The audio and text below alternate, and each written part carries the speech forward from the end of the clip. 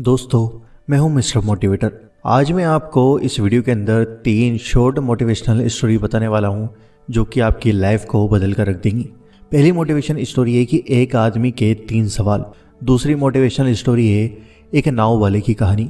और तीसरी motivational story आपके लिए स्पेशल है जो कि मैं वीडियो के एंड में ही बताऊंगा। तो दोस्तों, आइए जानते हैं इन स्टोरीज के बारे में। ध्यान से सुनना।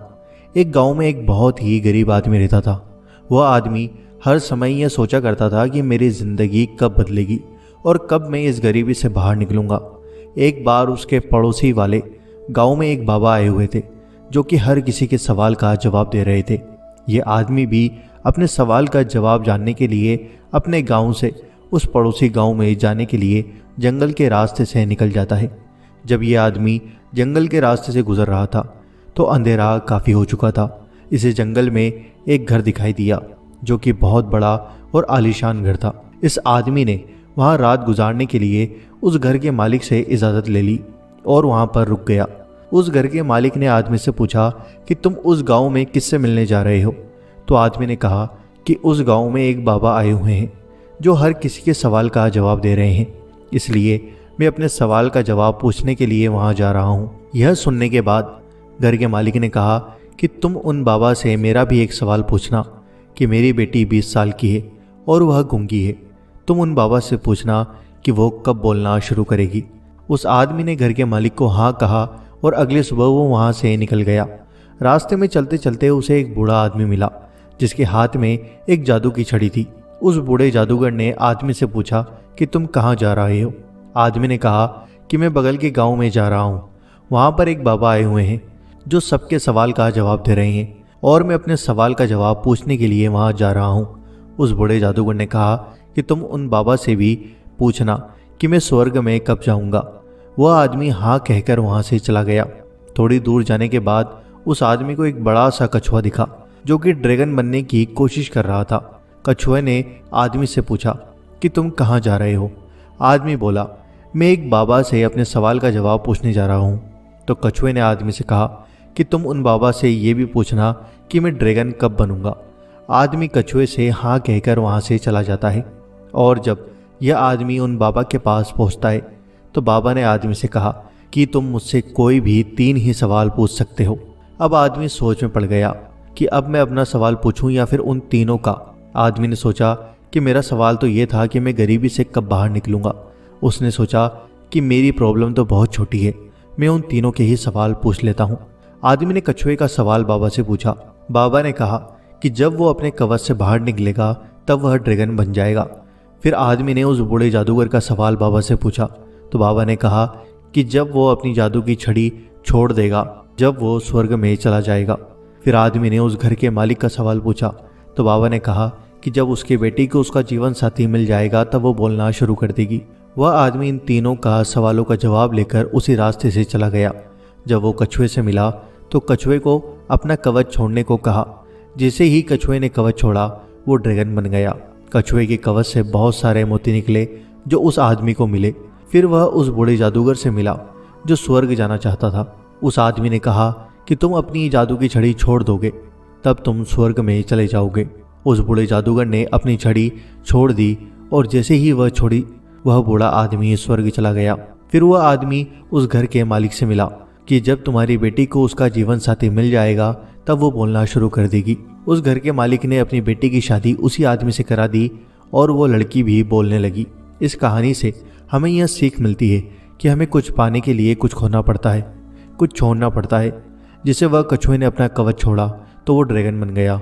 उस बूढ़े जादूगर ने अपनी छड़ी छोड़ी तो वो स्वर्ग में चला गया और उस घर के मालिक को अपनी बेटी की शादी करानी पड़ी।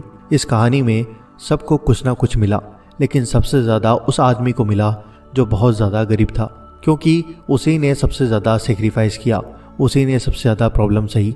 वह आदमी इतने दूर से अपने सवाल का जवाब पूछने गया था लेकिन उसने अपना सवाल ना पूछकर उन तीनों के सवाल को पूछा।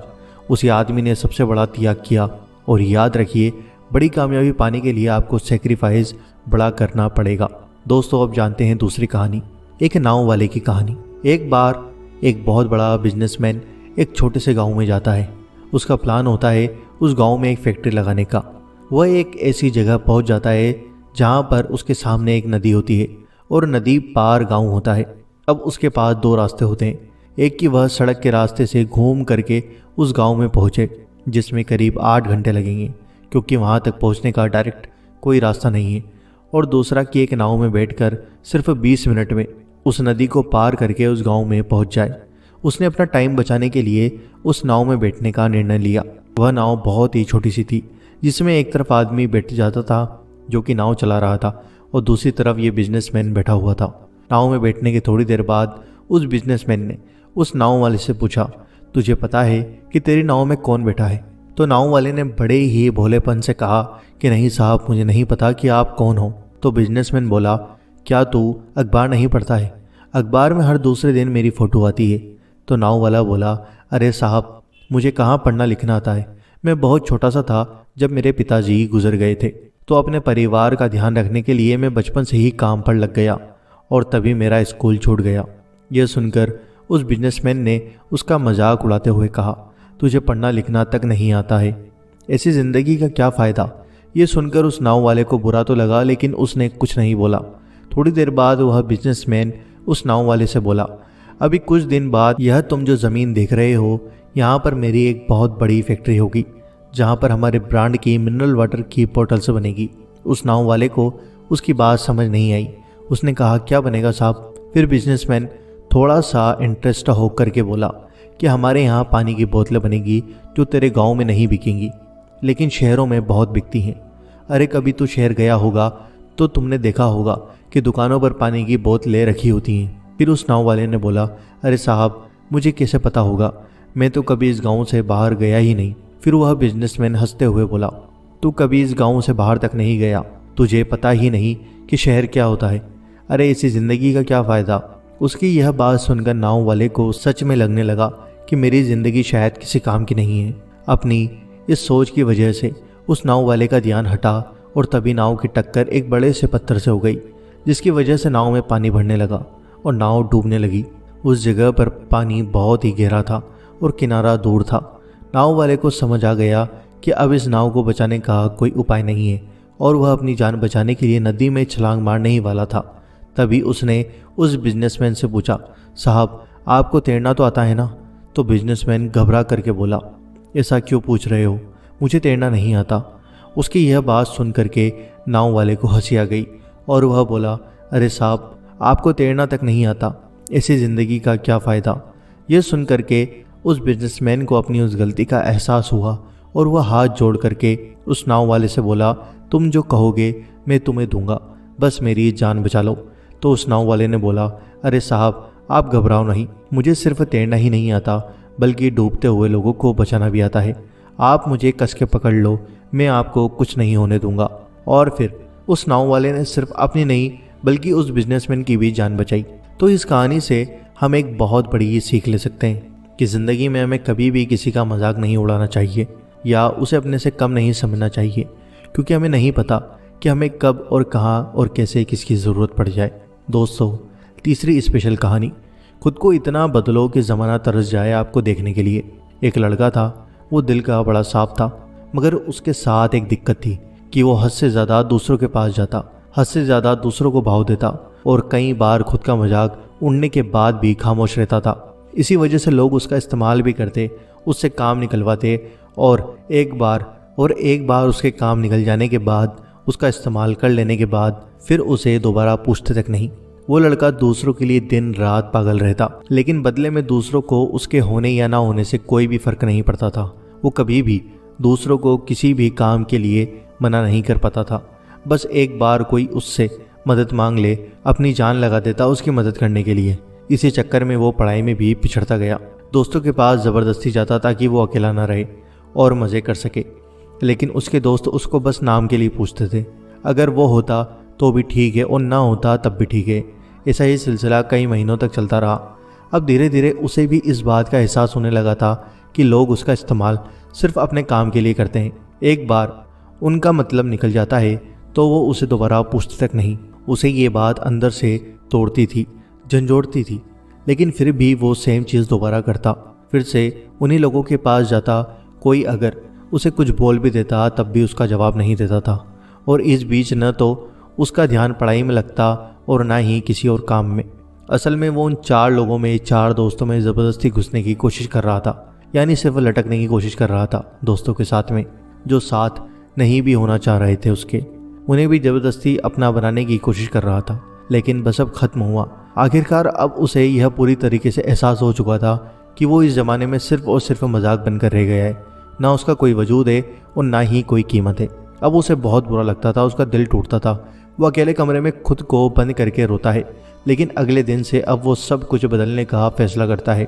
उसे अब इस ज़माने में मजाक नहीं बनना, बड़ा इंसान बनना है। वो इतना सस्ता नहीं होना चाहता कि कोई भी कभी भी आकर उसका इस्तेमाल कर ले, बल्कि वो इतना महंगा बनना चाहता है कि उसको इस्तेमाल करने से पहले लोगों को अपनी औकात याद आ जाए, उन्हें अपनी औकात नापने की ज़रूरत पड़ जाए। फैसला बवाल था, लेकिन ये बस शुरुआत थी। शुरुआत में इतना दम दिखाना, इतनी हिम्मत दिखाना उसके लिए थोड़ा मुश्किल था, लेकिन वो करता है। इस बार वो अपने वजूद को मजबूत करने के लिए कड़े फैसले लेता है। अब वो लोगों को दिखना कम कर देता है। उन 4 दोस्तों में जहाँ पहले उसकी ज़रूरत नहीं थी, अब वहीं उसकी कमी खलने लगती है। वो बस अपने काम, अपनी पढ़ाई पर जोर डालता है। फ़ोन को हाथ में रखना बंद कर देता है ताकि कहीं वो भटक ना जाए। और अब वो पूरी तरह बदल चुका होता है। अब कोई उसको किसी काम के लिए बोलता है तो पहले वो अपने काम देखता है। अगर उसके पास पहले से जिम्मेदारियां हैं तो वो सीधे मुंह पर ही मना कर देता है। वो अब कोई गलती नहीं करता। वो अब दिशा पकड़ चुका था, रफ्तार बढ़ा चुका था। उसने खुद को हर काम और हर सब्जेक्ट में परफेक्ट किया। जहाँ पहले उसको सिर्फ पास होने तक के मार्क्स चाहिए थे, अब वो 80% आने के बाद भी नाखुश था। उसका दिल और दिमाग अब अपने उसूलों पर चलने लगा था। उसे अगर अब कोई एक बार गलत बोलता तो वो उसे 10 बार गलत साबित कर देता। इस वक्त तक आते आते समाज में लोगों के बीच वो मशहूर होता गया। उधर पढ़ाई में उसने कामयाबी हासिल करी और इधर अपने व्यक्तित्व को सुधारने में जी तोड़ मेहनत करी। वो लड़का अब सिर्फ और सिर्फ अपने सपनों के पीछे पागल रहने लगा था। लोग भी कहने लगे थे, अरे यार ये इतना कैसे बदल गया है, कैसे संवर गया है।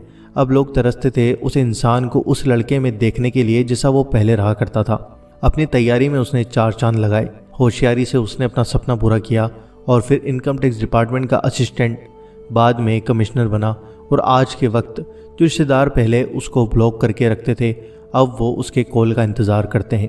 दोस्तों, ये एक सच्ची कहानी है एक लड़के की जिसे पहले यही ज़माना ठुकराता था और आज उसके तलवे भी चाटने को तैयार हैं। बदलाव संभव है, बस दिल में आग लगनी चाहिए।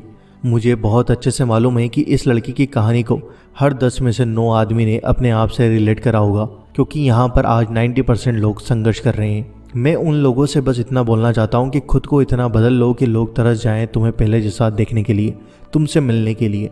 बदलाव एक दिन में नहीं होगा, लेकिन अगर हर रोज़ हर एक कदम आप डेली धीरे धीरे अपनी सफलता की ओर बढ़ाओगे तो आप एक दिन कामयाब हो ही जाओगे।